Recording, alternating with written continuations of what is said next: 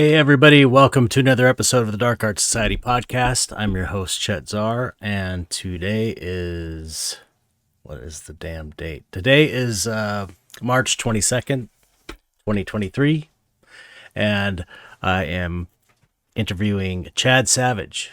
Well, I did interview him already. It was a great interview. Super nice guy, very talented, really interesting story, and I love what he's doing. It's really cool.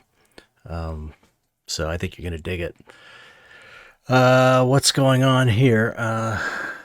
I'm just getting, the same old thing. Nothing very exciting. Just, trying to drum up business and take care of business I already have happening, getting orders out, stuff like that.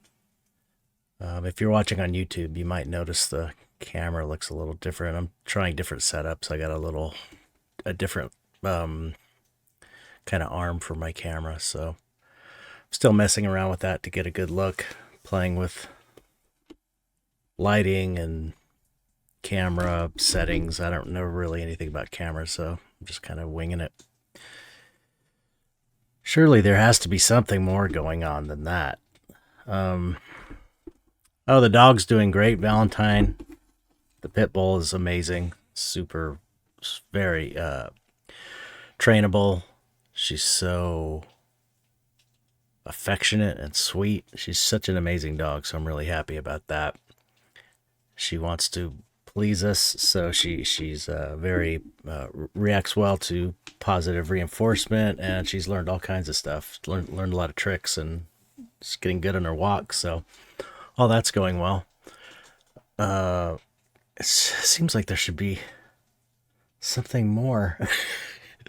There's not really much, I guess. That the Giger Divine Feminine painting really kind of took a lot of energy and focus, so I guess I'm coming down from that, and I guess I had to paint some of these guys. If you're watching on YouTube, you can see these heartbroken minis. Only a few left in the edition. So I got those out. So anyway, not that much. It's been raining here in LA, which is great. I love it.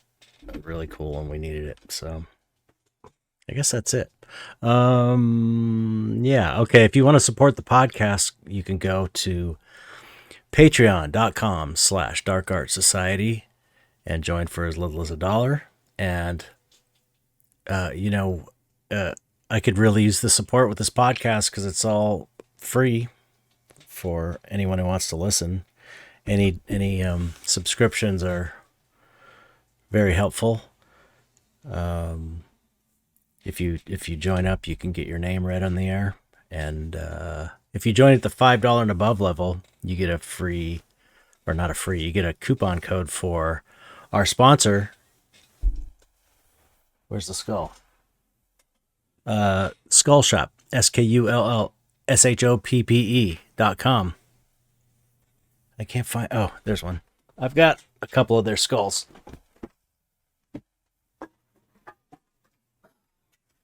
Oh. Sorry. There's one. The jaw fell off, though. Anyway, these skulls are awesome. I highly recommend them. I've been recommending these skulls since I first met Kyle from Skull Shop and at a convention, I think. And I'm just a huge fan of these skulls. They're so realistic and so great. Anyway, you get a 20% off coupon if you join at the $5 and above level at patreon.com/darkartsociety. You can also support my work at patreon.com/chetzar.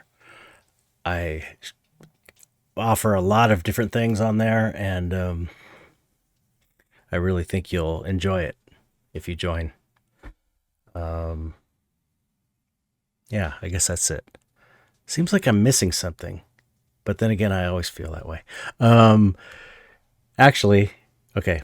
If you join on Patreon, the Dark Art Society Patreon, you get your name read in the air. And this week we have Travis White, and I forgot to mention last week, Ryan Case raised his pledge. That was really cool. Thank you, Ryan. Ryan's very supportive of the podcast and other artists. He's always giving back. And so I really appreciate that. I guess that's it. I swear I'm forgetting something, but I'll have to remember it for next week. Anyway, let's get on with it. My interview with the awesome Chad Savage. Here we go. Hope you enjoy it.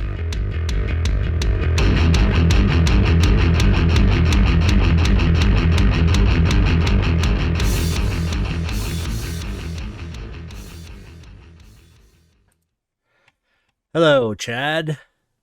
Hello, Chet. Thank you for coming on the show. Thanks for having me. Oh man, I really appreciate it. You have been I don't know. We've talked online before in the past because I know you from like when I first got online. I remember you from early 2000s. Same. Yeah. Same. We've been in the same orbits for God knows how long. Right.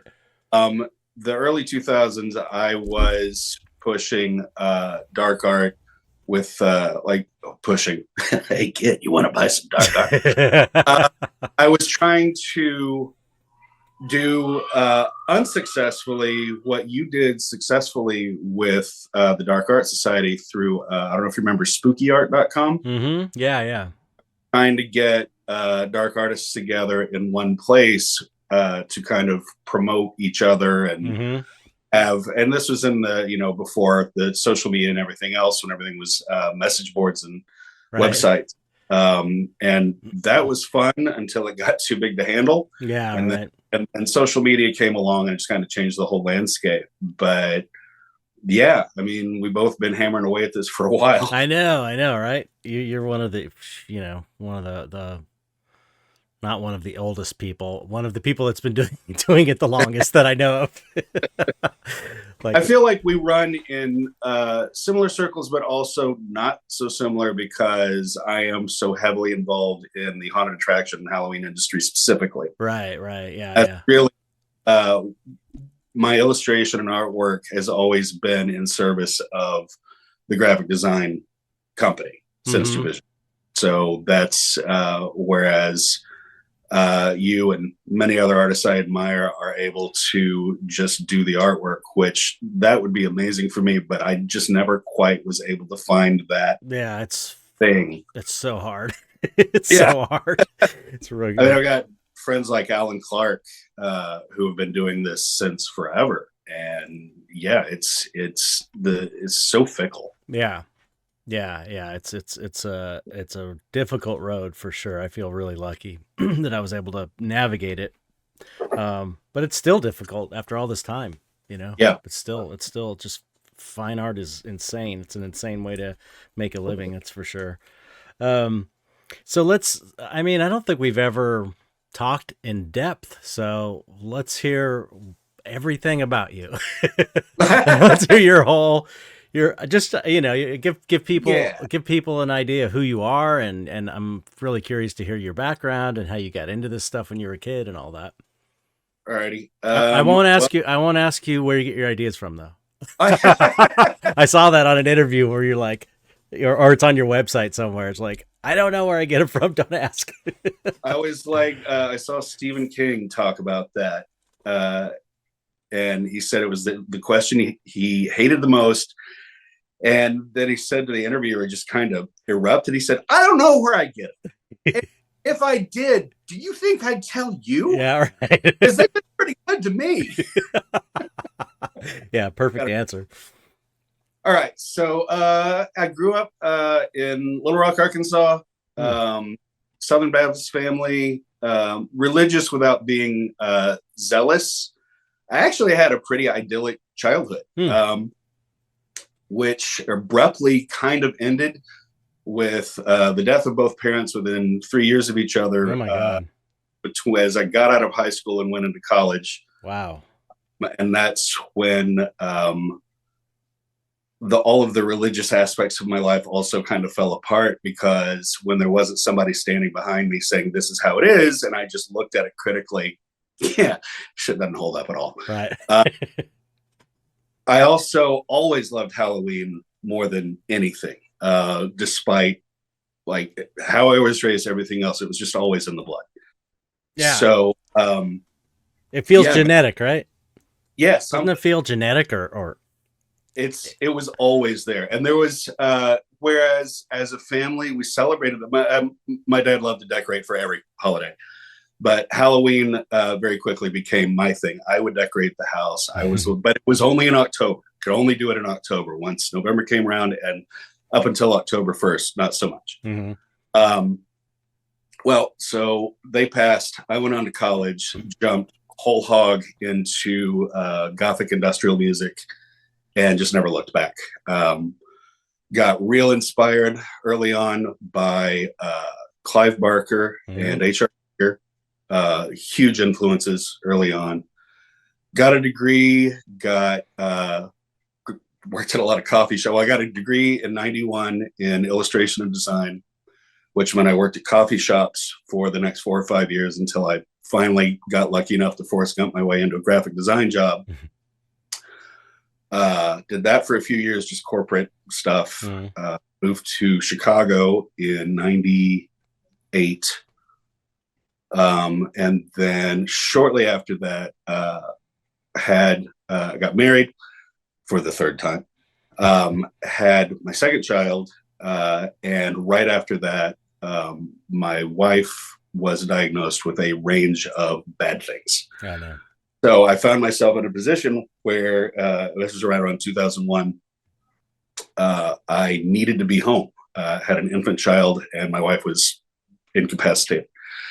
So I had a computer. I had the Adobe suite of products and a love of Halloween. So I started poking around, and it just so happened that the haunted attraction industry was just on the cusp of becoming the haunted attraction industry. There wasn't really anything cohesive there yet. I think for me, it was just very much a question of right place, right time. Yeah, sounds like it. And you could see that it was about to break, or it wasn't that so much. I mean, looking at it in retrospect, it's much clearer. At the time, I was just trying to find a way to be employed. Right. Do something that I like to do versus like I came out of a job where I was doing trial graphics for a company. I worked on when Netflix sued Microsoft over the browser wars of the late 90s, early 2000s. I got to work on like trial graphics for that. Oh, wow. So that was the job excuse me. But yeah, I reached out to a couple of magazines and a couple of other. It was actually that was kind of it. And there was like one trade show, and just started doing a lot of barter. I'll design work for you if you give me ad space in your magazine, and that's really kind of what launched the company, Sinister Visions. And now I do logos, branding, poster design, basically anything printable. T-shirts have blown up huge for me recently. Wow. Which is a lot of fun. Yeah. And that's kind of where we are now, 23 years hence. It's one of maybe, I'll say 4 companies that specialize specifically in this industry.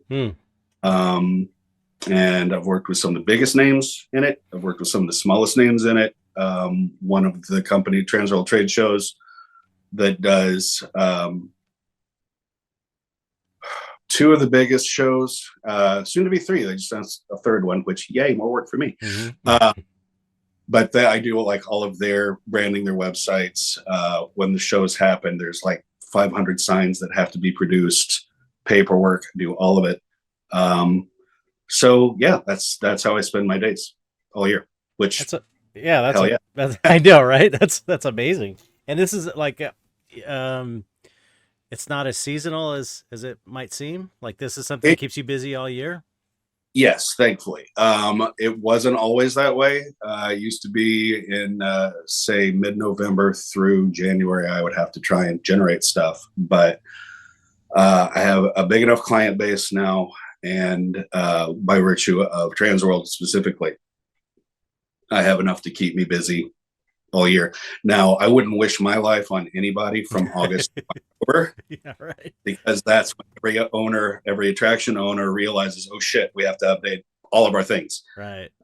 Smart one. Well, I won't say the smart ones. The savvy ones are the ones that contact me in January, February, and hey, let's get going on this. Right. Yeah, they really like to, and I get it. Sometimes zoning things, and there's so many variables. Mm-hmm. Having seen from this side what the people in charge of attractions and trade shows have to deal with. Oh, I know. Very much happy being the guy behind the guy. Right. I want to be. Yeah, that's been my experience with co-curating or curating art shows, like seeing what galleries have to deal with. It's like you can do that. It's such a nightmare. It's really difficult. Everybody thinks they could do it. Everybody's so full of opinions about how it should be done. I know. No clue. Why are they charging so much for the drinks at the party? Because you have to go through the hotel, and the hotel sets the price. Right. Nobody knows that. Yeah. They just think the trade shows oh, well, they're just taking all that. No, they don't get any of that. Yeah.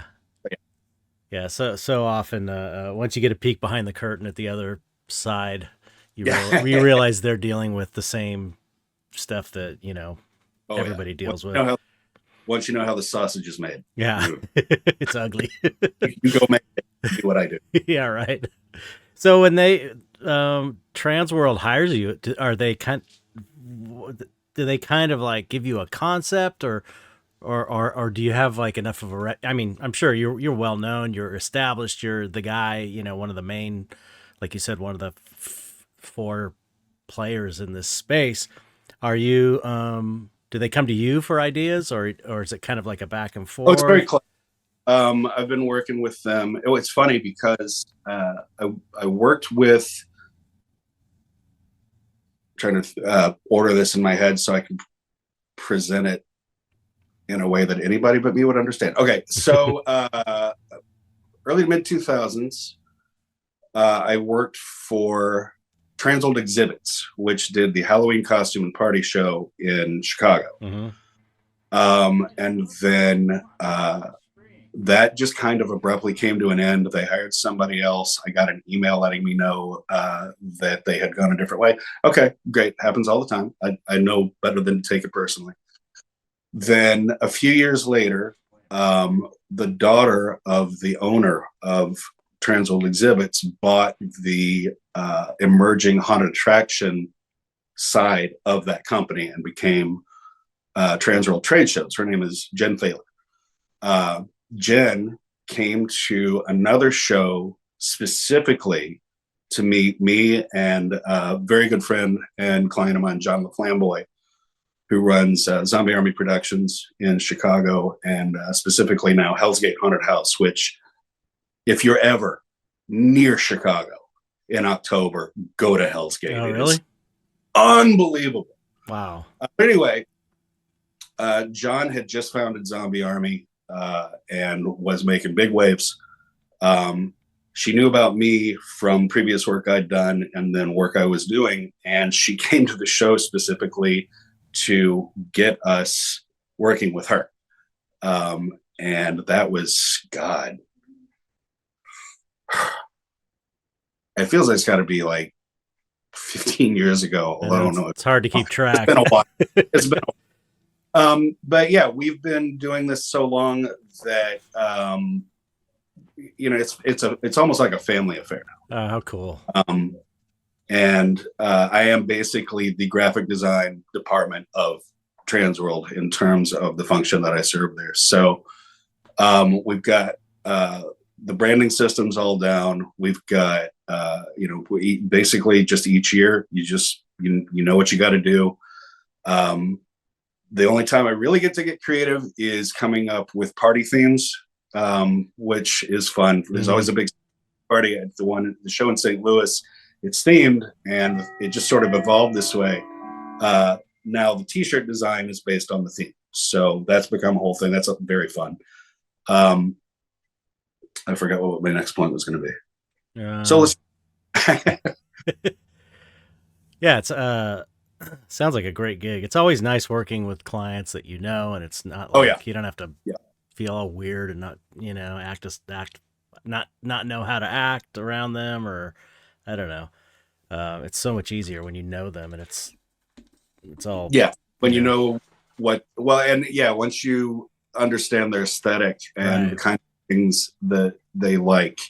I kind of have the same relationship with John at Zombie Army. He'll give me a rough idea for a t-shirt or a flyer or whatever, and I'll just put something there in. He'll give me like a little chicken scratch on a napkin just to kind of give me a very broad idea, and then I'll just go to town. It's I gotta cool. say, I was pencil and paper as far as any artwork up until 3 years ago. Oh, Uh, wow. I got I got a used iPad and a used Apple Pencil just to try Procreate because I kept seeing amazing things Mm-hmm. with it, and every other digital drawing thing I had tried just didn't feel You weren't in right. Photoshop and No, walk. I use Photoshop on the daily, but in terms of actually drawing and painting specifically, You never did any drawing or you didn't like drawing and painting in Photoshop? I couldn't find a way to do it that felt organic. Hmm. Wacom tablet and stuff like that, and I can't draw down here and look up here. Oh, okay. Doesn't my brain's not wired that way. Mm-hmm. Procreate was easily the most intuitive drawing experience, short of actual pencil and paper, that I've ever. I can't believe it right out of the gate. It's great. Yeah. But now I miss actual physical media because I finished something in Procreate and I can export it and whatever else, but I don't have that, that thing I made. Right. Well, yeah, it's funny. I think, I I was part of a Halloween mask company called Alterian Ghost Factory in the mid '90s, maybe. Mm-hmm. It lasted, I think, for about 3 years, and I'm pretty sure we did the Trans World show. I didn't go myself, but that's like the big, like, costume Halloween. At first, it was the Halloween costume and party show, Right. and the idea was it was a business to business trade show, not a convention. Right. Don't understand the difference. And you would get like reps from Walmart and Spirit Halloween and Target, and it was just for bigwig corporate muckmucks to come in and see your product line for the and rip it off. Yeah, that's what happened to us. Yeah. Oh wow, it's been going on that. Well, yeah. Well, yeah. The Scream mask. The Scream mask was ripped off of one of our masks. Well, it was like a guy was working with Lauren Githens. It just came out finally on Fangoria.com, an article. The origin of the Scream. I always wondered about that because when the movie came out, I remember like you can just buy that costume. Well, that costume, which I thought was the point, but right, that costume was the ripoff of our mask. Yeah, because we did like vacuform. A guy I worked with named Lauren Githens, who's an effects guy.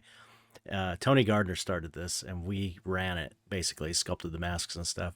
And he did a vacuform. His idea was a ghost kit. Like you give them a vacuform mask of some ghost faces, just and vacuform, and you cut it out. You get a sheet and glue it on. We had paints with it, so you could paint it. It was like a novelty Ghost Maker kit. It was called Ghost Maker. And then we went to Trans World, and then the next year, the Scream mask with the black hood, they ripped off the design and put a black hood on it and just sold it as a mask. And then it got used in the Scream movie, and then it was like the rest is history. Anyway, I'm sorry to interrupt. I just was like, oh no, not at all. That was my experience with Trans.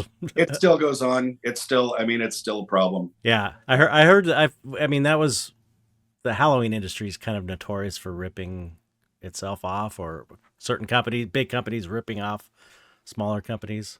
That happens. The bigger issue is overseas companies. Yeah. I won't get specific, but if you pay any attention to this stuff, you can probably guess. Right.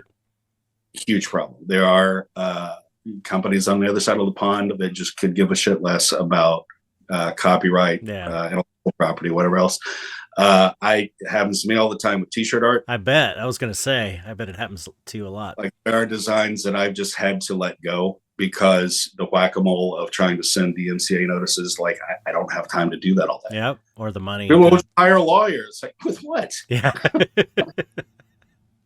I mean, I make a nice living with what I do, but I don't have sue people money. Right. Yeah. That's a whole other level. Before I lose the thread. So it was the Halloween costume and party show, wholesale only. In the early 2000s, I went the first time in '98, and it was like, oh my God, I'm in heaven. Mm-hmm. But it started evolving as the haunted attraction industry started, like I said, started to become an industry. And I think that kind of came out of the internet as a natural progression as people started talking to each other. Mm-hmm. They start, because you used to have to, I mean, you still have to have credentials to get into the show. You have to just kind of prove that you have an attraction of some sort, or, you know, that you're a qualified buyer. But then it was really strict. You either had to prove you had a business that was going to buy stuff, mm-hmm. Or somebody that had those credentials had to vouch for you. I had the latter at the time. So it started going, and in the early 2000s, you started to get more products aimed at haunted houses rather than Halloween stores. So you started getting more haunted attraction owners coming in, not wanting to buy 500 of something, but wanting to buy 2.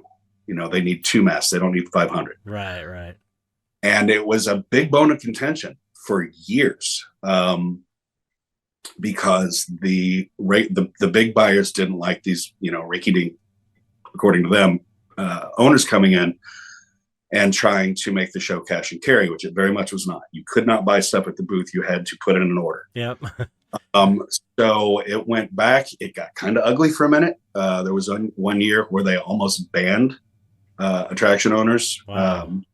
Then they split part of the show off. So it was the Halloween costume and party show and it featured the haunted attraction. I'm going to forget, the name changed so many times. This is all while it was still in Chicago. Then other shows started popping up to kind of fill that void. Well, they don't want us, you know, here, we'll take you. So that's why there are so many of them now, I think, one of the reasons. But ultimately, Jen Thaler, who is very savvy, bought that part of the company from her dad, moved it to St. Louis, and it's been huge and growing bigger every year now for over 10 years in St. Louis. Crazy. I wish they'd move back to Chicago, but now I think it's too expensive. Right. Yeah, I could have never imagined something like the popularity of haunted theme attractions when I was a kid. I mean, that would have been a dream to have all these choices. Right? Because there was one where I lived. There, aside from, you know, the one in the neighborhood, you know, unless you were the person doing it in the neighborhood, or, you know, there was like some cheesy haunted house, which are fun in the neighborhood. But there was one I would go to every year, and it was done by a religious group. It was like a church. And was it a hell house?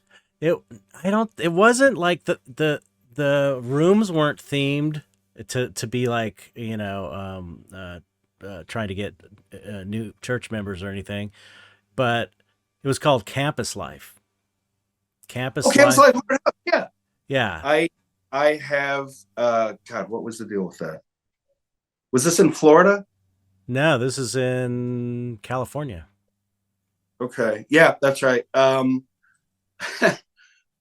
This is years ago. I had a client who tried to capitalize on the name because it had not been a thing for many years. Mm-hmm. So he had me build a whole load of campus, like they were bringing it back as if they had any affiliation with the original, which I don't think they did. And I remember kind of questioning it, you know, like, look, I'll do whatever you want me to do, because ultimately you're just hiring the abilities, not the opinions. But this feels like a bad idea. I said, oh, no, it's fine. Shut me down right away. Okay, great. Yeah. And within the year, they got a cease and desist because, yeah, you can't do that. Yeah. But, yeah. So I've heard of it. So. Yeah. It was like this must have been must have been like the late 70s or Yeah. early 80s. And it was in Torrance. I was from San Pedro. Torrance is like, I don't know, 15, 20 minutes outside of town.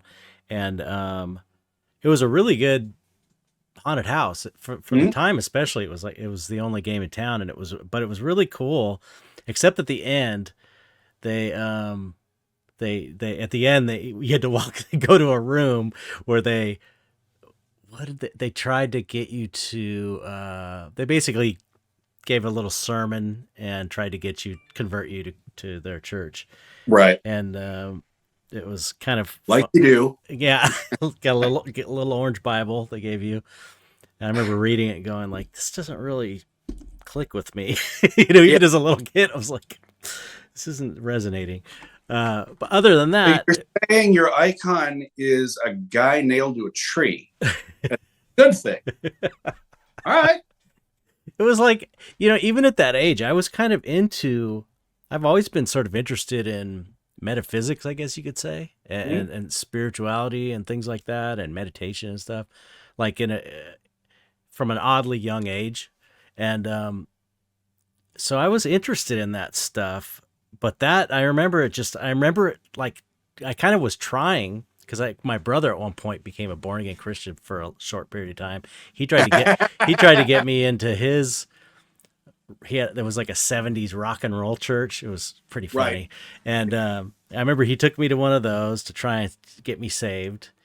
And I just remember that, both of those experiences, like, kind of like, okay, I'm going to check this out, and read stuff. I'm like maybe 11 or 12 or something. And it's just like, I didn't get any feeling from it. You know what I mean? And it's like other things, like, I don't know, Eastern stuff that I've read, Carlos Castaneda, and that stuff was interesting to me. Mm-hmm. Anyway, that's a total tangent. Well, but my haunted house memory is always connected with that kind of like weird religious thing. I have a fun haunted house / church story. Okay. So weird bit of Chad history. When I was a senior in high school, I was the president of the youth council of Emmanuel Baptist Church, which is the biggest church in Arkansas, in Baroque. It was the church the Clintons went to. Wow. Bill and Hill. They were Sunday school, because even the adults had Sunday school, and they were contemporaries of my folks. Wow. So they were friends. I would be on the phone with a friend, whatever, in 1980, whatever, and Bill Clinton would call to talk to my dad. Wow. And I'd go, yes, sir, Mr. Clinton, hang on. And I'd flip over. I got to go. Bill Clinton's on the phone. Yeah, Chet, whatever. You need to get off the phone, just say you get off the phone. But yeah, they're always real nice people. But anyway, so my senior year, somehow we had a rec center, because biggest church in Arkansas. We convinced the powers that be to let us do a haunted house. And I was in charge of it. So I did what I could do to make all these rooms really scary. In one of the rooms, we had a mad scientist, and somebody was on the table. And I read up like whatever books I could find at the time of like how to set up scary scenes. Mm-hmm. What I remember specifically was we had a dude on a table, and he had his leg. It was two tables, and his leg was down in between a piece of wood where his lower part of his leg should be, and it was just covered with meat. And nice. Because teenagers, we didn't think it through, so we just went to the butcher and got some cheap meat. Oh, God, I can see where this is going. Yeah. And had mad scientists, in there chopping, and people come in and just yelling, whatever. Well, what we didn't anticipate was little gobbets of meat falling into the carpet, getting trodden in, and what that would smell like subsequently. So we only got to do it one time. I'm sure that added to the realism of the scene. Even by the end of the thing, they're like, oh, God. Hey, they did. Don't feel bad because they did that on You ever heard that story of Day of the Dead with that effect? You know, Oh God, yeah, yeah. where they bought the Ed, yep, they bought the guts, and then when they ripped the guy apart in half at the end, everyone's gagging because it was rotten right. intestines. Thing with Texas Chainsaw, the big dinner scene and whatnot. There Oh, was so really? much on this. Oh yeah, they all of the cast members talk about how that set smelled, and they laugh about it, but it's like a PTSD laugh, like laughing something that I was like, oh Jesus, don't make me live this. Really funny. Ed Neal in particular, I've seen him talk about it, and the way he describes it is very entertaining. That's pretty funny. I never heard that one. Yeah, Um, yeah, I think it's so cool that you have, what we do is such a strange little niche, and for you to have carved your own path in it, I feel a kinship to you in that way. Like we both yeah. have like, we kind of just, I don't know that it's that we carved a path. I think it's like we sort of followed our passions into the directions that were kind of open to us. We And love monsters. yeah. And it's like, We yeah, love monsters. That's that. I feel like that's what it boils down to. We love monsters, and right. we find a way to make a living loving monsters Totally. and celebrate. And interpret the term monster however you want, but I Right. feel like that kind of boils down to. Yeah, absolutely. And it's like, I'm a technically a fine artist, but it's like, maybe I don't know what the ratio is. Half or more of how I make my living is like basically what you do, which is merchandise off your website, t-shirts, and I'm doing resin cast. So it's like it's almost like I'm a dark art retailer in a way. It's a little more You're an entrepreneur. Yeah. I'm so sorry. That's a I'm good so one. We have to remember that. sorry. Like this little guy. I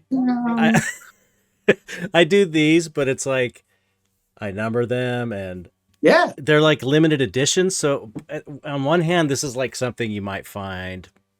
It could be considered a novelty, but it's presented in a fine art way. I spent a lot It's of a time. it's like I got a big thought I'm trying to articulate here. I remember when Juxtaposed magazine became more about toys than it did about art for a while. Right. I feel like what you're talking about there, artists in the last couple of decades found a way to make what they do more accessible to everybody. Exactly. Yeah. And you call them toys, figurines, whatever. That's art. Yeah. What you just have is a piece of art that Yeah. you may not exist if your brain didn't exist. Right. But also, like I said, it's also an accessible thing to collect. Yep. And that's awesome. Yeah. I love that's a thing. Yeah. And this, the same goes for like t-shirts and stuff, and anything your artistic brand is putting out there. It's like, I just love it. It's like I used to have a dream when I was a kid. I would have this recurring dream that I owned a store that had like, it's not that crazy now. Like there's a store called Wacko in LA. I don't know if you've ever been there, but it's it's my I haven't been. Yeah, it's amazing. Like they'd have just cool art books, but they have like bins with rubber guts and little hands and feet and just weird stuff and toys. I remember those having dreams as a kid like that. I had a store where there was, little bins full of rubber monsters and stuff, and that was I had bins of rubber monsters as a kid. Right. Every time I went to the grocery store or the drugstore or whatever, I would talk my parents into buying one. I had boxes of them. Oh yeah. You remember the rubber? I forget, they call them something now. They were like jiggly rubber guys. There was one guy that was like hanging, like a prisoner guy, and oh, I loved those. Those were so cool. Was that a string? Yeah. Absolutely. I mean, we kind of grew up in I think I don't know if you're around my age. I'm 55. I'm It's 54. So yeah, okay. Yeah. I think, yeah, probably very similar Yeah. experiences with that. So I think we grew up in the tail end of the peak Monster Kid Oh, era, for sure. you 100%. know? So we Yep. still got a lot of cool stuff that We were from like the next generation. right. I mean, there was a I, lot of cool stuff in the 70s, early 70s. Let me ask you this. What you were just talking about reminded me of when I was in college, and I was first uh, starting to get wind of Giger. Mhm. Uh, I and Joel Peter Witkin, trying Yeah. to find, knowing that their books existed, that they had art books, trying to find one. Mhm.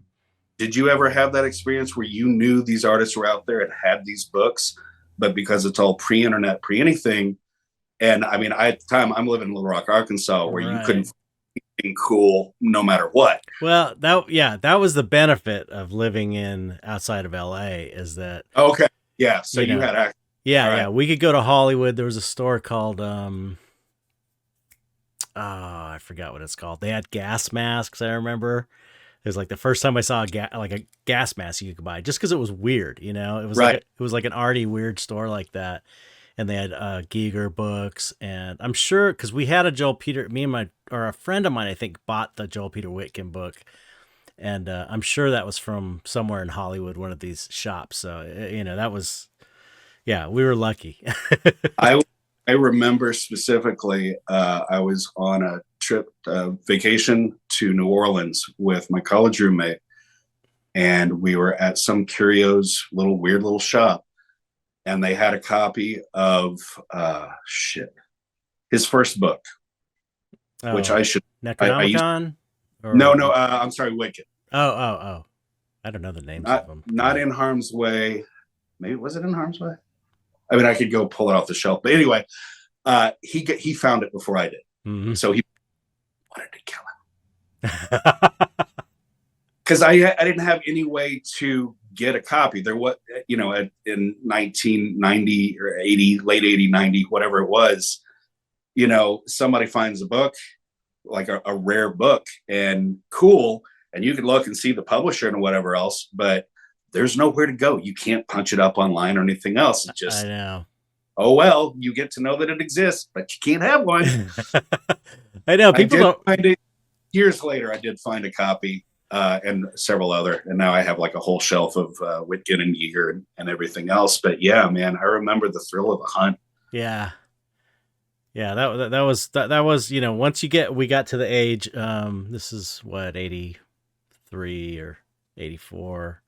85, I don't know, somewhere around there where we started getting our driver's licenses, and then we could drive up to Hollywood where all the cool stuff was, and that's where we got all our cool books and stuff. I had a friend, a friend of my brother's. I think this guy showed me Giger for the first time. He was going to not Art Center, Cal Arts, Mm. Art College, and he was into Giger, and I think he showed me Giger for the first time. I think in Omni magazine. Remember Omni magazine? Oh yeah, I Yeah, had a subscription for a lot of in the 80s. it was a cool magazine. Yeah, it was. And yeah, all those there was a whole like sci-fi thing going on. It was like there was horror and sci-fi. There was Starlog, there was Omni, there was Fangoria, Famous Monsters. Did you? No, go ahead. Oh, I was just gonna say, I also am remembering, my early love affair with Giger was at direct odds with my upbringing, my Christian upbringing, because of the subject matter. Yeah, right. Mind blowing and transgressive and nightmarish and beautiful. And I just could not get enough. Yeah, right. I felt the same And way. ultimately, Giger won. Yeah, was that ever like an issue for you? I mean, I did read an interview online prepping for this episode that it sounds like, as far as being raised Christian, your parents were cool Christians. It was like, Yeah. They tried to practice it the way it is you're supposed to. supposed to. There are some. There are but some out it was there. about love, compassion, and understanding. And not judging And people. you weren't trying to cudgel people with your beliefs so much as, and again, the no kid understands this, but as you get older, you realize the problem with the Christian church is it proceeds from the assumption that if you're not one of them, you're lost and have to be saved. That's Right. what all the whole saved thing's talking about. Right. Or you're going to go And to hell. that's where it becomes real problematic. Right. But within that framework, they practiced it in the most benevolent and loving way possible. And I have memories of my dad, just by way of example, like just playing in the yard with other kids, and one of the other kids would trip and skin their knee or something. My dad just going over and hugging them. Wow. You know, they stop crying, just stuff like that. Yeah. That's. I mean, probably more. I just had a guy on. I interviewed Brandon Grafius, who's a biblical scholar and horror movie fan. Oh, nice. Yeah, and he's awesome. He's super cool and very, critical of that type of Christianity. Yeah. His church is like a progressive Christian church, which is kind of cool. But it's like, I've said this a million times on the podcast, I think, but I was raised kind of Christian. Like my mom taught in an Episcopalian school. I don't know if she was Episcopalian. It was never like we were super religious, but it was like, it was Christianish. It was, the whole cultures was Christian basically for our neighborhood or where I grew up, but it was never. I get my point is that I never grew up with a really bad feeling about it because I wasn't raised in a household where it was taught in that horrible way, being super judgmental. It was always like kindness and non-judgment were like the most compassion, empathy. Those were like the top things that kind of trumped everything. Yeah, it's like those were the main points, and it's like who would have a problem with that? I don't understand. We're lucky. I feel like we're both really lucky. Because I know a lot of people, especially in the dark art community, were I think many of them. I don't know how many. I know a lot of them turned kind of to dark art because they were raised in an environment where it was like they were called satanic and demonic, and they were possessed by demons because they were into this stuff. I mean, one of my good friends, his mom said she used to tell him you're possessed by the devil because he was into horror movies and making masks and monsters and stuff. It's crazy. I went. My grandparents had their 50th anniversary. This is years and years ago. 50th anniversary. I had not been. This is after I was off to college and out in the world. No, after college, actually. So I hadn't seen him in a little while. I flew back for the party. Remember my grandmother taking me aside and asking me in all earnestness if I was a Satanist now. Because I had been making this series of, I got into mask making, but with a friend of mine came up with this method of mixing cellular clay with fabric glue, which gave it this really creamy, sculptable consistency. And you could sculpt onto a plain mask form. So I was doing that, making horns and teeth out of Sculpey and just making masks. And you can still see them on my website. It was a lot of fun. Oh, cool. But she had seen photos of these. And so that was her question. And I just said, Nana, no, I just like making scary looking things. And she said, okay. That's cool. Bless her heart. She's but just the seriousness. Except, are you a Satanist now? No. Okay. Yeah, I guess. I mean, I was very lucky in that way as well. Like I never even got that question. No one ever questioned what I was doing, and I was doing this stuff pretty early on. Drawing Frankenstein's monster and zombies, and I have you may have read this one. I've told this story many times, but as a kid, I showed my mom something I had drawn. And I don't remember this. She told this story when I was, and she said, just kind of as a knee-jerk reaction, it's like, why can't you ever draw something happy? because sharks, dinosaurs, monsters, anything with big teeth. Yeah. So apparently I went back to my room and came back a while later with a new drawing, and it was pretty much the same subject matter, but everybody was smiling. Good or less in the subjective nature of art. Right. You did what she asked, like a good son. That's hilarious. Yeah. And that just made her laugh. So yeah, I had a relative that used to always say that to me. Why don't you draw something nice? And it just, even as like a 7-year-old, that pissed me off. Oh yeah. I felt so insulted by that. Yeah. Even as a little kid. How dare you? And it just made me want to draw monsters even more. Why don't you draw something nice? Why don't you go show me how it's? Oh, you don't know how to draw? Oh, sorry. Yeah, that's funny. So, do you? Did you have? Okay, as a kid, do you feel like you used horror and dark art or drawing monsters as some way of dealing with fears or anything, anxieties or anything like that? Because this is probably. It sounds like you were like more normal than most dark artists. Oh yeah. But a lot of us, before you go real quick, a lot of us kind of like, had like difficult childhoods and sort of used dark art as much as it felt like this really in my DNA type thing. It was a way of kind of externalizing my fears and anxieties and kind of gaining a sense of mastery over them. Like I was in control of these things because I was drawing them. I think was the psychological trip I was on as a little kid, just intuitively. But you seem like you had a pretty secure, normal childhood. I would say go so far as to say incredibly sheltered. Wow. So that makes you really interesting, even more interesting and different in that way. Seriously. I got out in the world. So I graduated high school in 86, and in that fall, I went to the Otis Art Institute of Parsons School of Design. It was literally the year after Parsons, I believe, the year after Parsons bought the Otis Art Institute. Okay. And boy, was I not ready for that. In what way? Level. Any level.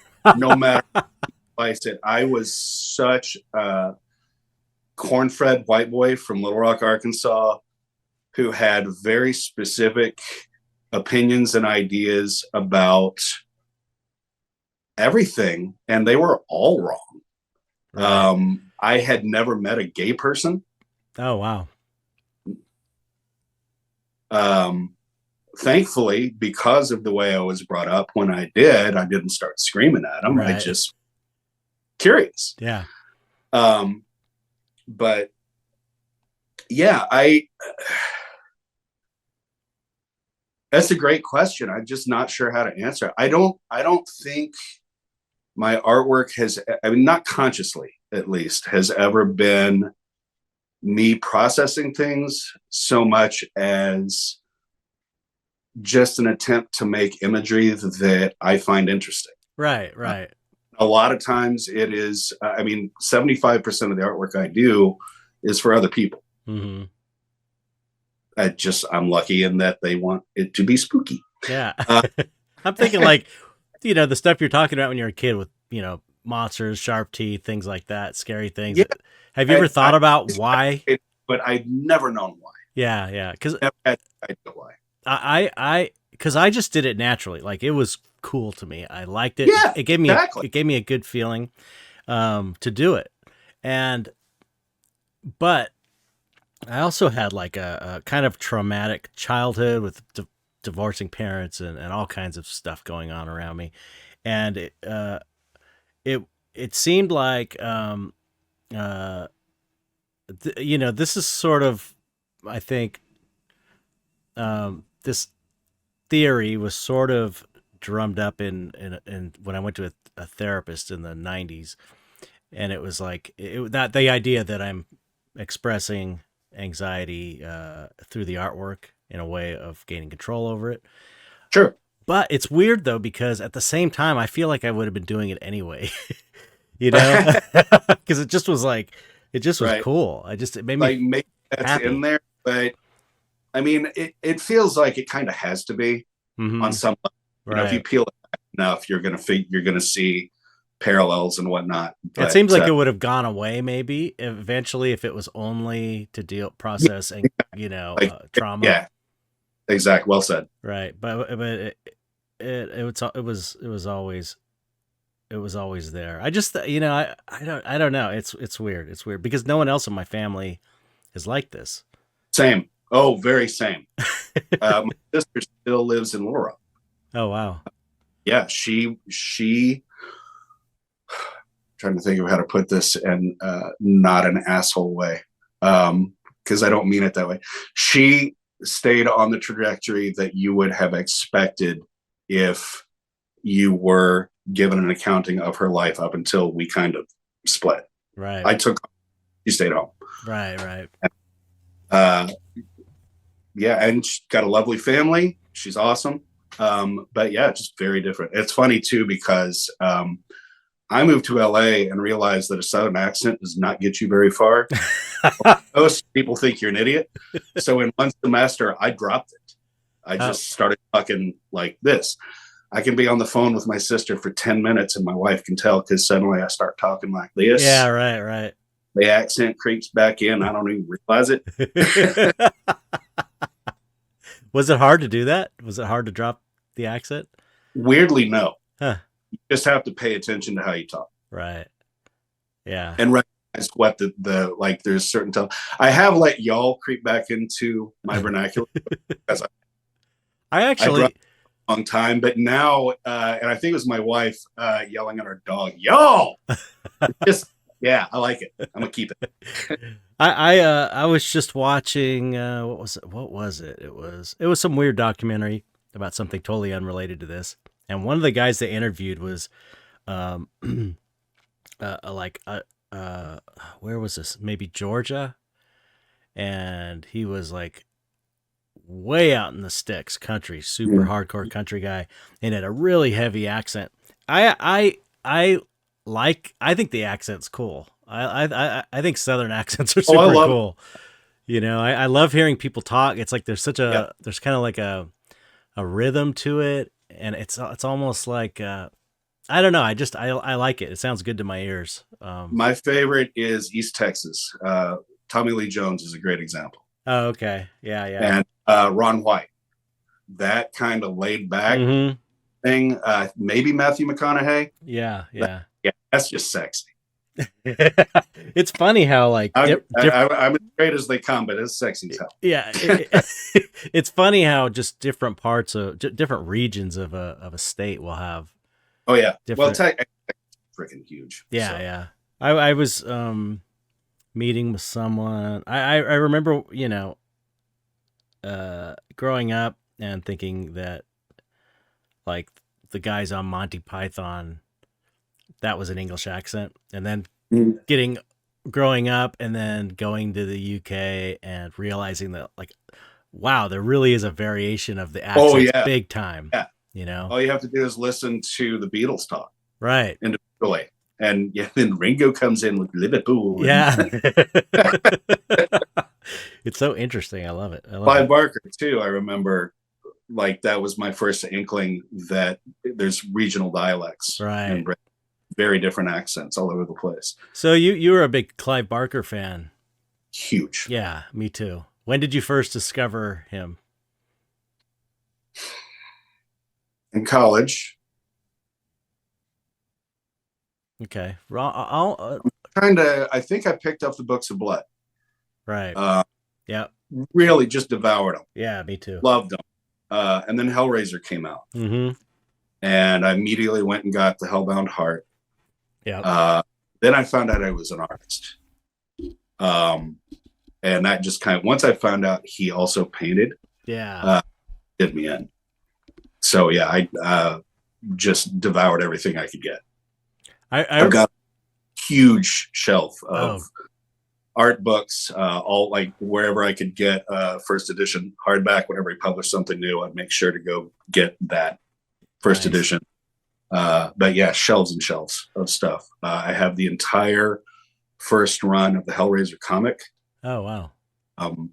I have all of the copies of Cenobium magazine, which was just a fanzine for Cenobites that I did a ton of artwork for in the early 90s. Yeah, just stacks of stuff. That's cool. Yeah. I first was turned on to Clive Barker at a some convention, and I must have been around 16 or 15. I don't know. Like you were even younger than I was. Yeah, it was when they hadn't released his stuff in the United States yet. Oh, wow. And so they had the UK editions, this book seller. I was looking through some Stephen King books at some bookseller. It was a small convention. I want to say that it was like Comic-Con back in the early days when that was really small and it was just people at tables, but maybe it was. My memory's so bad, but same. Because I know I went to a Comic-Con. This shit was 40 years ago. Yeah. I mean, let's be fair. I can't remember things from like last week.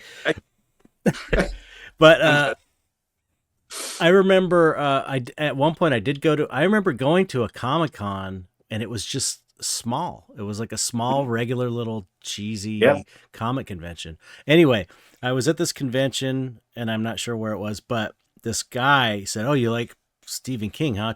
You should check out this new author, Clive Barker." And it was the first edition UK ones, and they were like, they had a weird kind of like a teal or a light blue seafoam green book covers with like a picture. It was different than the ones they released over here. And yeah, I think I got a couple of them or two or three of them and just was like, "Oh my God, this is amazing." Right. Never read anything like it. It was like kind of like Stephen King on acid, sort of. It was like weirder than Stephen King. No knock against Stephen King. I love Stephen King. One of the best things I've seen documentaries and everything else, seen him interviewed a million times. One of my favorite things he ever said was he considered his writing to be the literary equivalent of a Big Mac and fries. He said, "Wow." And I think it's a very self-aware thing. Right. He understands the role that he serves in the landscape, and he's huge. Right. Clive Barker deals with so much more elevated concepts. Mm-hmm. Like King, I'm trying to think of how to articulate this. You read enough King books and you recognize the tropes and the stories. Yeah. They're great stories. Yeah. But they're not overly complicated. Yeah. Clive Barker was dealing with like cosmic horror. Right. I mean, the concept of the Cenobites, for Christ's sake. Right. But yeah, I'm just thinking through some of the novels and the ideas and the creatures and the entities and just mind blowing. You really expanded the idea of what's possible. Yeah. And what an unlimited, unbounded imagination can come up with. Holy shit. And then, you read Clive Barker, then you got to start reading Neil Gaiman. Because Gaiman, to me, writes at a similar level. Not level is not the right word. He deals with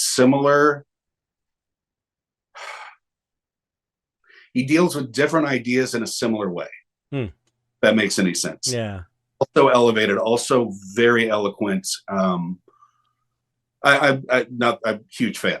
Yeah, I've never read any Neil Gaiman, and I've got so many friends that are like, "You got to read it." And I actually have like a bunch of his comics, and I just haven't. I just like Sandman was my gateway drug. Yeah. I also have that whole first run. What's that? I also have that whole first run of comics. Oh, nice. Which I have a 20-year-old. I have a 30-year-old and a 20-year-old. I let the 20-year-old read a few years ago and just blew his mind. That's so cool. Yeah, I actually got to meet Neil. I've never met Clive. Oh, I've met Clive, He but I haven't had met Neil. Clive had an art show in Chicago years and years ago, which was, you see reproductions of the artwork in books and whatnot, and I'm so sorry about the That's right. clock. It adds to the ambiance. Um, you do not get a sense of those paintings from photographs Oh yeah. because, first of all, they can be 10 feet tall. Yep. They come this far off the canvas. Yeah. He layers that paint in so thick I know. that It's crazy. standing in front of it, it's an entirely different thing. And I am the kind of person where if I'm going to meet one of my heroes, for lack of a better term, somebody I admire, either it needs to be an intimate setting where we can actually talk, or I'm not interested. Yeah, you know, yeah. I had a guy that shook his hand and, one of 500 people, and that was at this art show. It was great because I was able to buy an original drawing, which is very proudly in the living room. And there was a meet and greet thing he was doing where you could go over to the table, get something signed, and say hi. But it was like, Comic-Con or anything else where you go up, you get your thing, and you move on. You don't get to actually chat. Yeah. And not to do that because you don't want to be one of those. You don't want to be one of the, the rabble. Yeah. I had that experience with. Oh no, go ahead. Go ahead. Oh, I was going to say I've always been that way. The first celebrity that, like, legit celebrity that I ever met was Reggie Bannister at a little called Spooky Con in San Francisco. He was doing a signing at Borderlands in San Francisco. And then he was appearing at this convention. And I watched people go over to him and fanboy and saw how he reacted to that. So I waited until there was a lull, and then I just engaged him in conversation. Right. I don't remember what the lead-in was, but we started talking about our dogs or our house or something. We found common ground. 2 nights later, it's 5 a.m. on the balcony of a party suite, and we were "I Love You, Man" drunk together. Oh, cool! And every show I saw him at subsequently, he's like, we'd go get dinner and whatever. Yeah. It was fucking great. So that's one of the reasons I actually started working horror conventions, starting with Horror Find Weekend in the 90s, was you can go as an attendee, wait in line for 2 hours, shake a hand, pay $30 for an autograph. Great. But if you're working the con, you have so much more interesting opportunities to actually hang out with and chat with the celebrity guests and whatnot, culminating in one of the greatest parties I've ever been to, Horror Find Weekend in Baltimore. Pick a luminary name in the industry now, in the horror industry now. They were at that party, and it was just for the celebrity guests and the people working the show.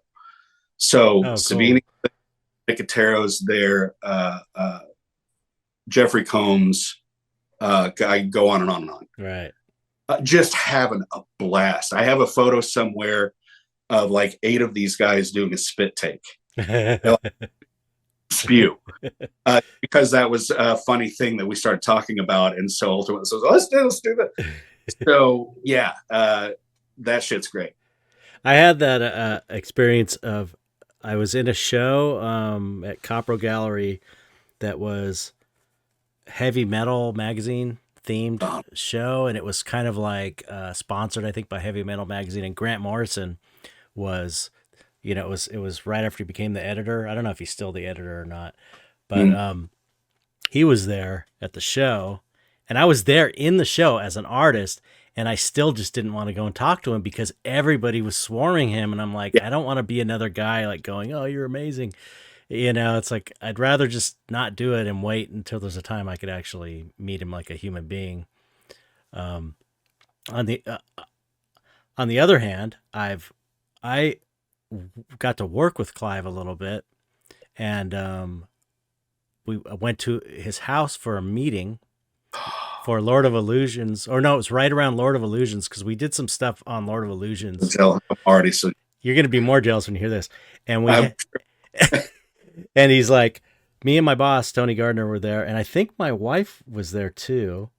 And he's like, you guys want to, he was showing us around. And he's like, you want to do an old Hollywood hot tub?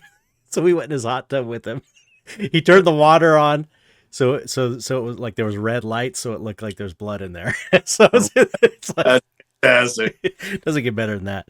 And yeah, so, and I've also been to his house again without him there. And I'm so bad. I forget this guy's name. The guy was kind of like running his show, and he was showing me all of his paintings, and there was hundreds of paintings stacked. Yeah. And he was just like showing me, it was just, I couldn't believe it. I forget what it was specifically, but I've seen him in that room with unbelievable just stacks of his own artwork. Yeah. So prolific. And one of my biggest collectors, I don't know if, he's okay with it. Chris Velasco, his name is. He's really amazing composer and musician. Does music for video games. I swear I've heard that name. Yeah, he's pretty big time. He's a big time composer in the video game industry, and he owns the one Clive Barker Cenobite painting. Yeah, it's like he only painted it, or Pinhead, the one Pinhead painting. There's the sketch. It's a painting. Oh, it's a full painting. Okay, big ass painting, and there's only apparently he only did it once, and Chris owns it. And it's got that paint that's like this thick off the canvas. Yeah. It's so cool. But I love the illustrations he did for the Books of Blood. Those were so cool. That's like, I mean, I love all of his art's great, and I love that thick impressionistic stuff. But I really like his illustration work, especially the Books of Blood covers. There was like an edition where they were his illustrations, right? I believe so. Remember the one? It's got like people from the stories. It's got like a guy with I think a cleaver in his head.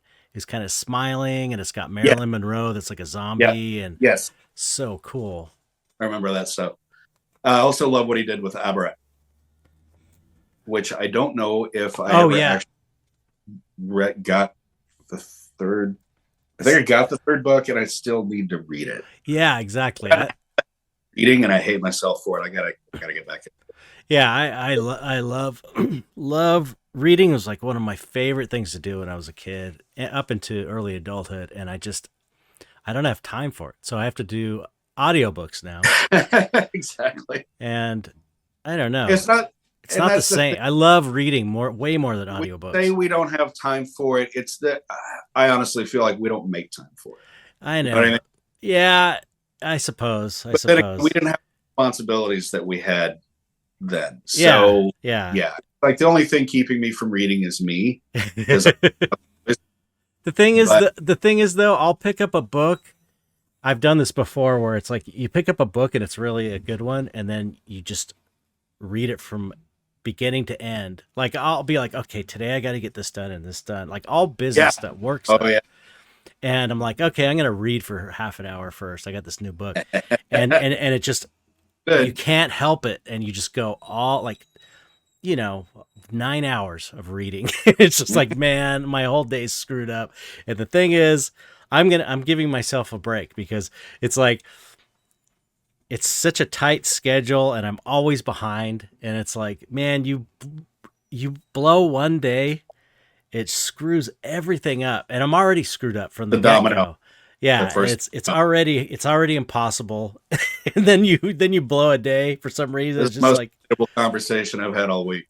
Right, 100%. Yeah. I just don't. I don't do anything else but work. But it's like we do what we love, so it's all good. But man, it's a grind. Yeah, it's a grind. I still buy books. I know. I still buy them. I just don't read them.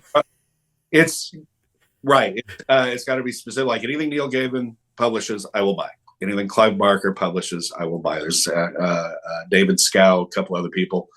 David Scow. I haven't heard that name in a long time.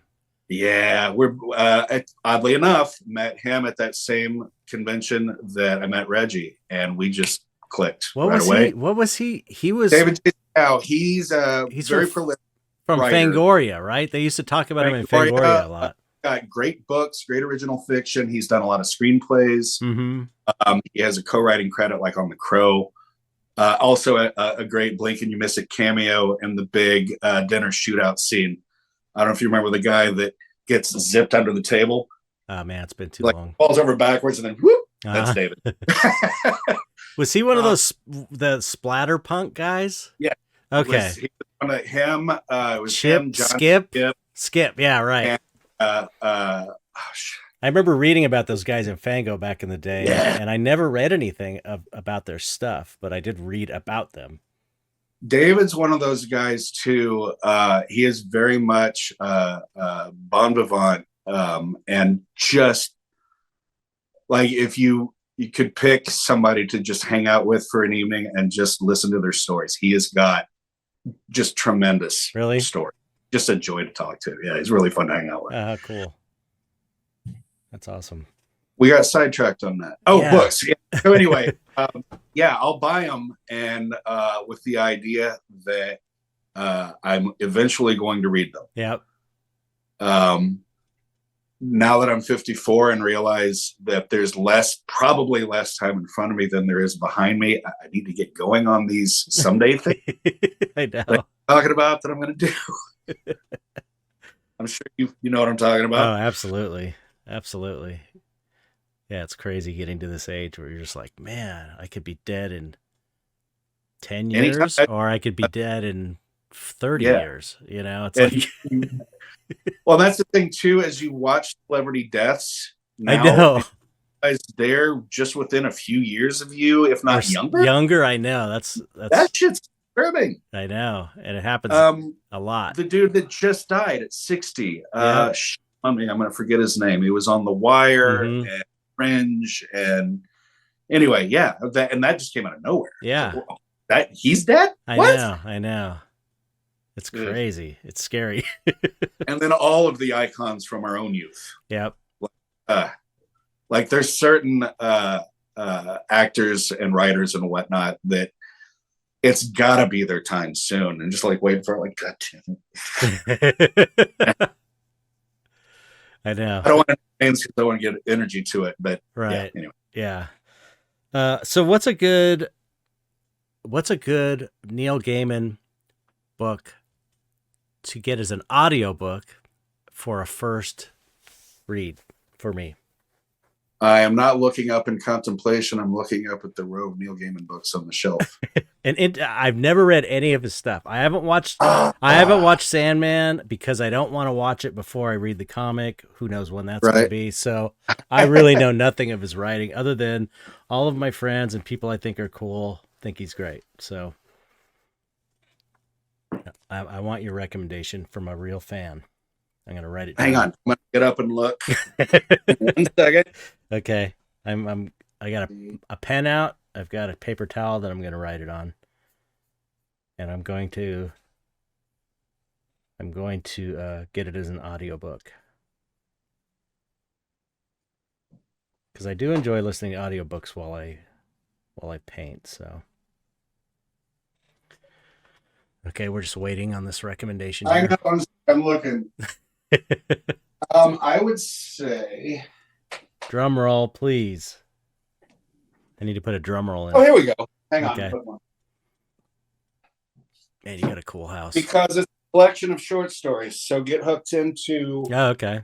That way you're not... The same way that Books of Blood was a gateway drug. There you go. Smoke and Mirrors. Smoke and Mirrors. That's how I got into Philip K. Dick also was... nice. Was short stories. Okay. That's my first purchase I'm going to do. Also, oh shit, no, that's a Clive Barker book. Which one were you going to say? My brain's doing this to me lately where I can see the book and I can't think of the name of it. Yeah, right. It wasn't a children's book, but it was about it was almost a children. Thief of Always? The Clive Barker? Yes, thank you. Jesus Christ. What I'm thinking of though is the Graveyard Book, which Neil Gaiman wrote, which is because as I mentioned, I was raised somewhat sheltered. Uh-huh. It can take me a minute to connect the dots on things. I got all the way through the Graveyard Book before I realized that he had taken the Jungle Book and recast it with ghosts and ghouls How and cool. the night. I love that. It's a very different story and it's a very different experience, but it's really good. Cool. And one of his more recent ones, I think it's the ocean at the end of this. I'm going to look. I want to get it right. Okay. All right. The ocean at the end of Time? lane. At the end of the lane. End of what? The ocean at the end of the lane. Okay. It's a short read, but it's really good. Really interesting story. And that one, granted, it's been a while since I've read any of these, but that one, as I recall, felt very close to a more Clive Barker type of. Ocean at the End of the Lane was in the way it presented reality and our perception of it and all the ways we're getting. That one felt very Clive Barker to me. Cool. In the most complimentary way. Yeah. Well, that's exciting. I'm going to let you know what I think. Please do. Yeah. So you don't do audiobooks probably because you were mentioning. For a minute, and then I got tired of falling asleep listening to them. that I do like falling. I listen. That's one way I listen to. I listen to audiobooks when I walk my dog and when I go to sleep at night sometimes, and it screws you up because you fall asleep at a certain point, but it is nice to like what? Yeah. It's like you're being read to and falling asleep. Yeah. I did enjoy that aspect of it, but I got tired of scrolling through. Yeah, I did.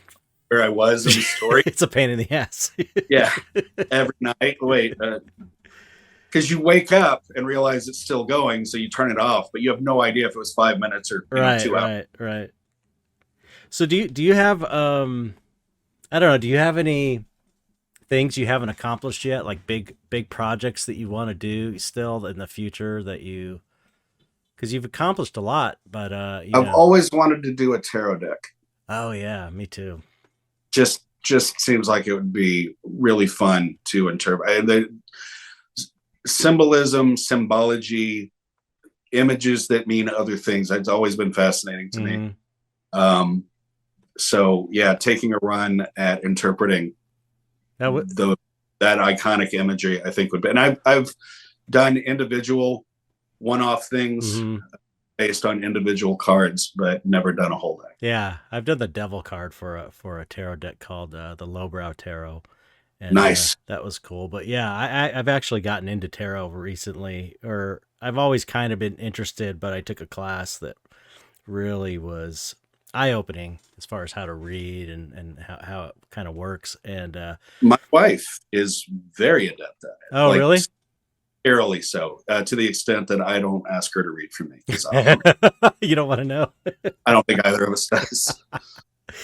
It's I've seen her do readings for friends and whatnot, and man, it's impressive. It's having a divination system of some sort. I was like an I Ching guy for most of my life, being a young man, which is the Chinese divination system.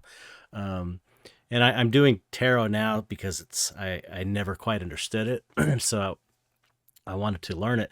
But it is nice. The way I look at it, it's like it's nice to, if you have a decision that you can't make, like you can't decide on what the right thing is, it helps to have a divination system to go like, okay, it's like asking someone that you trust. Yeah, it gives you a different perspective. Yeah, and the way it works, it's like you're it's it's like you put the meaning into it. It's like it works. Right. It bypasses your conscious mind, kind of. Exactly. I mean, I'm into the woo-woo shit. I'm into all that magic and all that stuff. I really am. But it's like the symbols bypass your conscious mind, and it's like exactly, that's the idea. Yeah, you respond intuitively. So it's like you know the thing that you are asking about. You just exactly. can't You already know access it. Yeah. So it's like when you just got to give yourself permission to run with it. Right. And it But really that's the thing. works. People, I think, popular culture equates tarot cards to like Ouija boards with this idea that the cards are guided by the spirits. Right, Blah, blah, right. blah. That's been reinforced by, you know, shysters and movies. But Right. from my understanding of it, it's nothing to do with anything spiritual. It's about the perceptive abilities of the person doing the reading. How well can they read people? How well can they read your reaction to things? And so forth and so on. And apparently, doing a reading for yourself is a. I'm going to ask you. You. You're not supposed to do it. Hush. You're not supposed to do a tarot reading for yourself, right? Is that about to know? Hush. You're not supposed to do a tarot reading for yourself. Is that a thing? It's a bad idea. You can, but it's difficult to be objective. There you go. She said you can, but it's very difficult to be objective. Right. Yeah. For sure. It's always yeah. It's just like giving someone else. It's like in the same way of giving someone else a critique of their art. It's easier to do it on someone else's art than your own. Oh yeah. You know, or giving someone advice. It's easier to advise someone. I think, but I mean, the teacher, the guy I learned from was like a big time tarot reader. He's, you know, I don't think it's, he's all about doing readings for yourself, but, well, I had it wrong. It's not so much it's a bad idea. It's that you have to be aware of your own objectivity. Right. Definitely. Which could be, for some folks, could be really difficult. Yeah, I think so. Definitely. It's definitely true. It's just like certain readings, though, you do them and you're like, oh, you know, it makes complete sense. The end of it, it's like, how did I not figure this out? Yeah, exactly. How did I? And then afterwards, you're like, it's like, why did I not see that before? You know, I had to go through this whole dumb process to see this. It's so obvious. That's the thing, though. You know, you don't see it until you see it. Right. Yeah, the human mind's a bitch. That's for sure. Yes, it is. So yeah, tarot deck, that would be awesome. You know, the other thing I wanted to ask you too is, what is your preferred method of creating art? You know, like just for you, what your favorite way to create? I know you probably do all kinds of different ways based on what you get hired to do and what's practical. But I mean, as far as like you really love, the most satisfying is watercolor. Oh, watercolor. Okay, that's watercolor. I've always had such a hard time with watercolor. It's so difficult to me. Acrylic dried too fast for me. Mm-hmm. Oil didn't dry fast enough. Watercolor, and I've been told over and over that I use the way I paint with watercolor is practically like acrylic. Yeah, I didn't even realize those paintings I saw of yours were watercolor.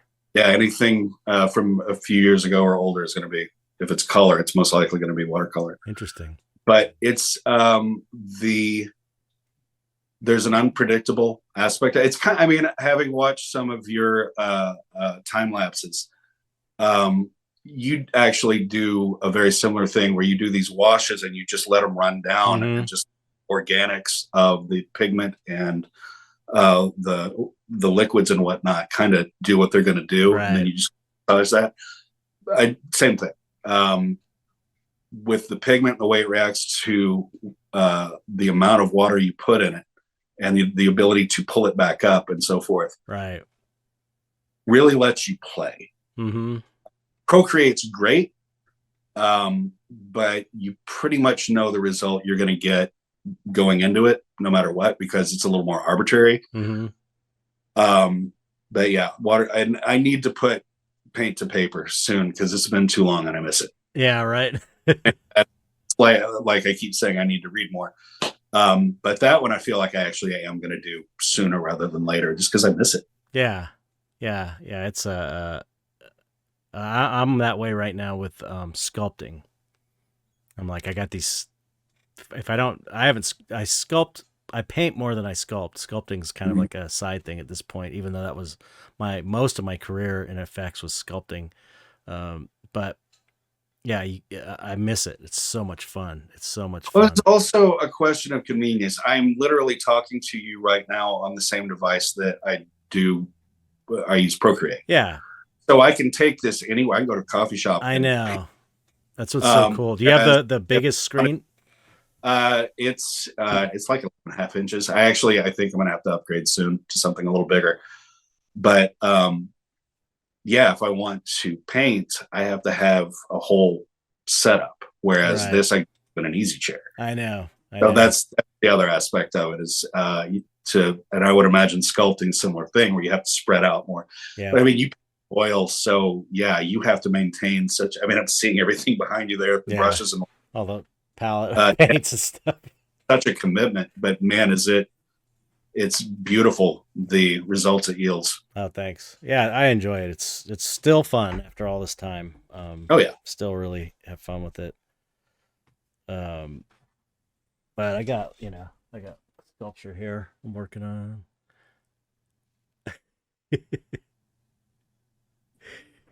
Your paintings more than anything else, your characters that you do, I immediately hear their voice in my head. That's cool. What does his voice sound like? That guy, kind of a guttural giggling sound. That sounds about right. Yeah, and the heart shape, the heart Right. cyclops guy is more of a.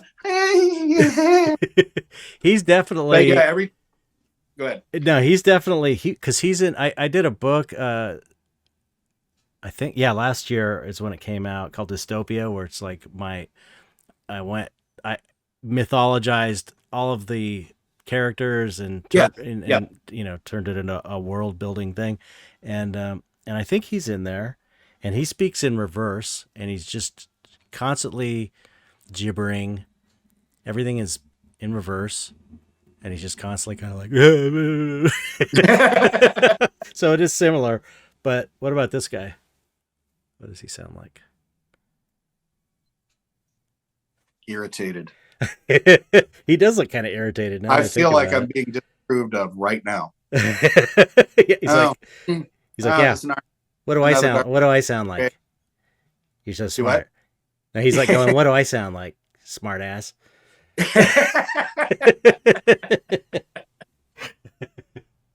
How dare you judge me? So yeah, yeah, tarot. Okay, so we were on a tarot deck, and your favorite technique. What else was I going to ask you? We are getting near the end, but I just want to make sure I get everything in here. Um, I know what I wanted to ask you. How you were sheltered as a kid, so how are you able to watch horror movies, or Um, were you able to watch them? few and far between. Which ones too? Which were the big ones for you as a young kid? They're really so it was in the days of until I was almost out of the house. It was there were three channels. Yep. I Um, remember those days. yeah, so it's one of the ways I started resenting the church. Is we were there every Sunday night, every Wednesday night. All of the cool shows were on Sunday night.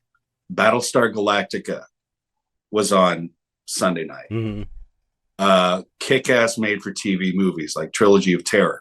Yeah. So I missed all of it. I remember as a kid the season of Battlestar Galactica where they actually got to Earth, and I didn't get to see any of it. I was so mad, so resentful.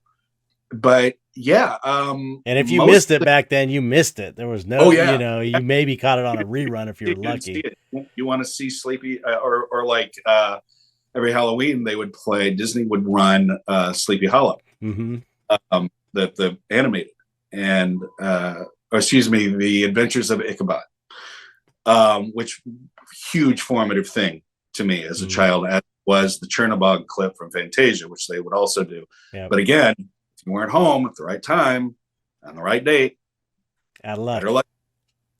But yeah, movies wise, mostly classics that would run on UHF channels. So like Day of the Triffids and all the classic Universal stuff, and lots of terrible Roger Corman movies, which I love all of them as a result. Was it Attack of the Crab Monsters? Does that sound familiar? Terrible, just terrible.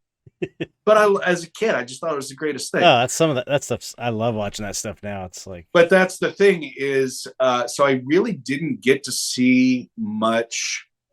Wow, a few things are flooding back now. So I didn't get to see much until I graduated high school, got out in the world. I remember sitting and watching Day of the Dead for the very first time when I was 17, and it just ruined me. It was one of those nihilistic things. I'd never been exposed to something like that. And I remember a week later on my senior trip, went with a couple of friends of mine, and one of their dads to Gulf Shores, Alabama, and just walking along the beach with my buddy Will and talking about that movie and how fucked up it was. And then we started talking, because we were out there alone in the middle of the night. And I said, how fucking scary would it be if we crested this hill and there were like a bunch of zombies standing there? And we freaked each other out talking to the extent I decided not to crest the hill. We just turned around and went back the way we came. I remember the first time I tried to watch Evil Dead, fraternity was sponsoring it in the dorm where I was going to college, second semester, excuse me. And it got to the pencil in the ankle scene, and I was out. I was too scared. Wow. A year later, Reanimator, the bone saw through the chest. No, too scary. And I somewhere after that, I think I was 18, 19 years old, I realized that I love this stuff. I got to toughen up. So I set out on a ruthless video rental mission to desensitize myself. So I just rented everything. And then Hellraiser came out, kind of sealed the deal for me. Right. Alien had got me there a long way towards it. I was obsessed with Alien, which came out in 79. So I would have been 11. I don't know what it was. I think it was the marketing campaign that hooked me in. Yeah. I got the novel. I didn't see the movie till years later because, but yeah, that was one of the first ones that really kind of sealed the deal for me. And I didn't see it for years. Just the ad campaign was so strong. The art book that came out with it. Not only Giger stuff, but like the production design and whatever else, which I still. Yeah, I think I have mine too. Yeah.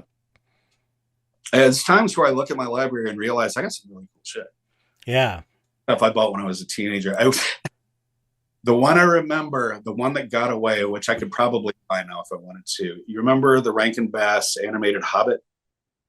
Yeah. Like half-hour long? They put out an art book, which I loved that, the show. Or you can't even call it a movie. Special. Right. TV special. But I was fascinated by the artwork. And they put out a book of an art book of just like the character sketches and development and whatnot. That's cool. And I found it at a bookstore, begged the parents to get it for me. And I don't remember what the specific reason. I think it was probably pretty expensive, but they didn't get it. And then I never saw it again. And that killed me. That was, as a kid, man, I was like, wanted it so much. Smaug was the coolest dragon I had ever seen. That was my my experience with the Dawn of the Dead board game that came out in probably in the early 80s. That there was or not board game, role playing game. No, it was like a role playing game like D&D. Yeah, but it was Dawn of the Dead, in the mall. It took place in the mall, and I wanted that thing so bad, but it was so expensive I could never afford it. By the time I was making enough money I could buy it, it was gone. And now you can get it Right. on eBay but it's really expensive. Right. But what about did you ever catch Night of the Living Dead on TV? Because that they used to play that a lot in syndication. I honestly don't remember Because that's when a the first. really scary. That's super scary. Oh yeah, I think Day of the Dead was my first Romero movie, Oh wow. on the recommendation of the friend that I went to the beach with. He rented it, and I didn't know. I don't think I knew anything about Romero at Oh that okay. time. I'm 17, 18 years old. I educated myself real quick subsequently, but yeah, that one just it's hard to put into words how much that movie rattled my cage.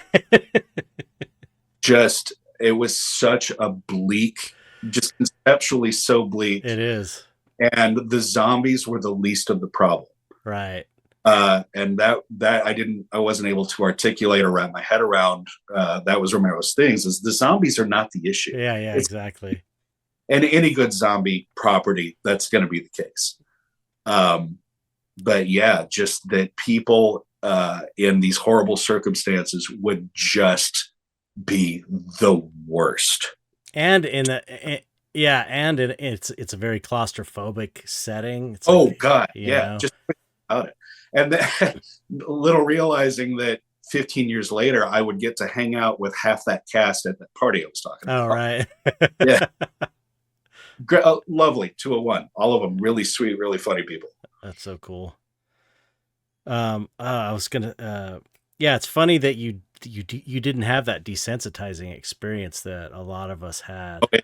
Oh yeah, Because the first time I saw a movie that shocked me, and I'm gonna look this up. The first time I saw a movie where it like messed me up was Death Race 2000. I totally see why. Because Totally. it was the first time I was seeing people, it was so, if you think about it, it's like a campy, goofy movie, right? And kind of cool, funny. Fucking horrific thing. Yeah, yeah. But when you think about it, it's like I think 9 years old, and I'd never seen an R-rated movie. And it was like people being run over on purpose. For points. 1975, yeah, for points. 1975. Yep. So yeah, I was 9 years old. 67, 68, 69. There was something 8 years old, 8 or 9. In the way they made that movie, the way the characters treated it was so cavalier. Yeah, yeah. And it's great as an adult. Yeah, totally great. There's so much societal commentary and everything else, whether they intended it or not. Yeah, yeah, it's totally great. As a kid, when you take everything at face value and you see like all of the adults are acting this way, what the fuck is going on? Yeah, right. Yeah. And I remember Sylvester Stallone's character in particular was just horrible. Yeah, they were all kind of assholes. As a person, they were all of the characters were kind of assholes in that. I think yeah. even Frankenstein, the John or David Carradine. Yeah, I remember the scene where he chases the guy in the creek. The guy was fishing and he burns out on his. He basically runs him over, stops and does a burnout like on his leg, and blood's and waters. That just was like, I remember getting this like bad feeling. Was it one of these? No, I watched, but it was like I just got like this terrible feeling inside. Like this bad feeling, like it just made me. Arguably, that is the correct response, right? Brutally murdered, and you should feel some kind of way about it. But as you become, after that, you're watching all these other horror movies, and in the era of renting videos and stuff, you get to see all the really violent, and the other one was the Night of the Living Dead. Also was a big one. I saw when I was way too young. That really freaked me out. But I loved it. I watched it every year because it would come on every year around Halloween. And then The Exorcist, I remember seeing that one. I had a kind of an alien experience, like you're saying, is where when it first came out, they wouldn't allow photos. at the very beginning, and they had an artist go in and do artist renderings from the movie to put in Fangoria, I think, or Famous Monsters. It was in Famous Monsters, so they had drawings of scenes Oh of shit! Reagan as a demon, and Right. just seeing the commercials and seeing those pictures. I used to be like lay in bed at night, not having seen the movie, just like totally terrified, just not being able to go to sleep and being all like this terrible feeling laying there. Oh my God. Two things I want to say that have come up. Mark, that you said. I remember seeing, and I don't think I was supposed to. They were showing The Shining on TV, and this was just a few years. I said, it must have been mid. I was still a kid. The bathroom scene where, and I don't remember how they edited it for TV, if they blurred things out or did a close up of her face or whatever. But I remember that specifically. Fucked me up. With the old lady coming out of the bath. Yeah. Old lady. So but creepy. Also, a thing I've realized, I figured this out a little while ago, but when it comes to horror, I realize that I am not drawn towards stories that could actually happen.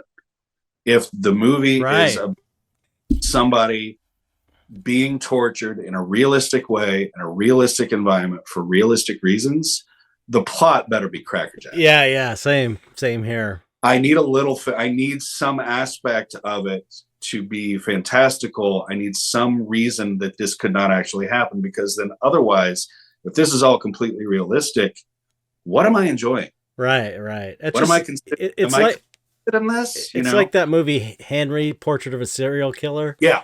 It's like I don't even think I ever watched that because I knew what it was. It's worth watching once as an exercise in powerful filmmaking. But like Human Centipede, don't ever need to see it again. Yeah. The Road was also like this. Like that movie, The Road. I still haven't seen that one. So you have to watch it. I gotta be in the right mindset order. It's going to destroy me. It's so good. It's so good, but it's so realistic.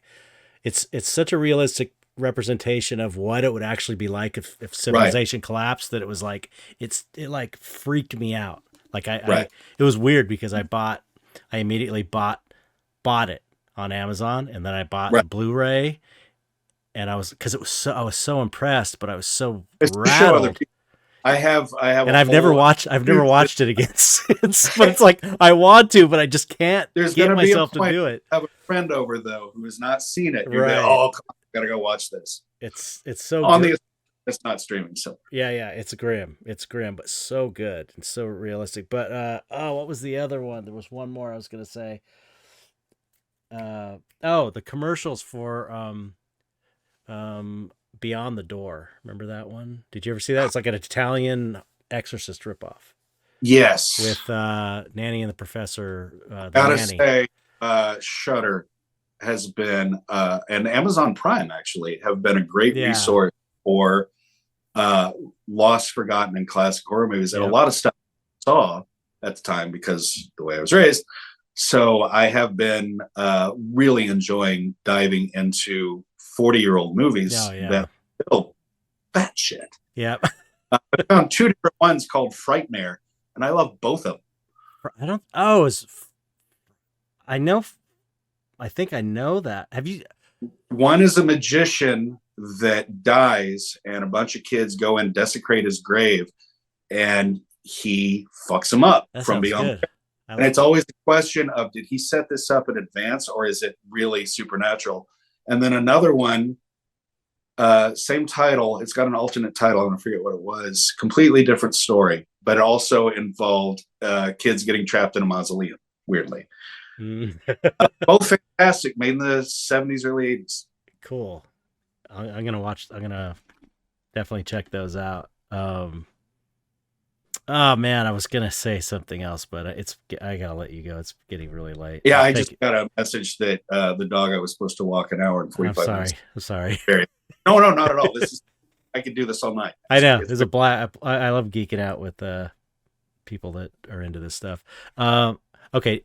Well, thank you so much for coming on. My pleasure. And anytime, man. Yeah. So sinistervisions.com, is that the best website?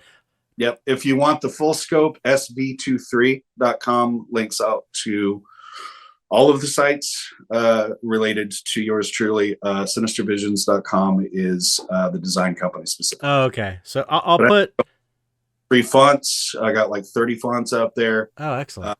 Made soundscapes, all kinds of stuff. So yeah, sv23.com. Wow, perfect timing. And